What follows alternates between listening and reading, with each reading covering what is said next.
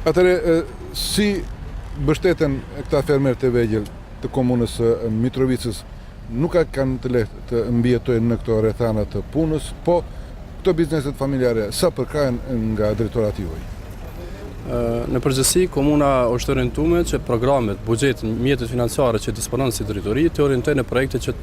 janë në numër më të vogël, por që gjenerojnë efekte ekonomike, konkretisht që ndryshojnë mirëqenien e tyre. Deri më tani e kemi konstatuar që orientimi financiar i buxhetor i komunave, konkretisht drejtorive, ka qenë orientuar në projekte më tepër sociale, ku kanë gjeneruar të hyra ndoshta vetëm për konsum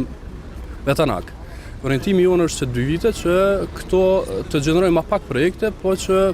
projektet të cilat gjenerojnë të hyra për familjet dhe për tregun vendor. Konkretisht, shembull, kemi 2 marrëveshje të bashkëpunimit se përket sektorit të bizneset të vogla, siç është marrëveshja me Helpin, ku komuna ka bashkëfinancuar 40 biznese, nga të cilat janë 15 femra, biznese fillestare apo biznese të vetpunësuara, ku ata kanë me një shumë simbolike në 2.000 euro, që blenë ndonjë pajisje të vogël dhe të gjenerojnë të hyra për ekonomitë e tyre. Po ashtu kemi edhe një marrëveshje që e kemi në fazën përfundimtare të implementimit me CBM-in, një organizatë këtu vendore, e cila është një projekt po ashtu në bashkëpunim me Bashkimin Evropian dhe në të cilin projekt ka bashkëpunuar edhe komuna. Në atë projekt janë të trajnuara mbi 100 femra, ndërsa 15 grande janë dhënë direkt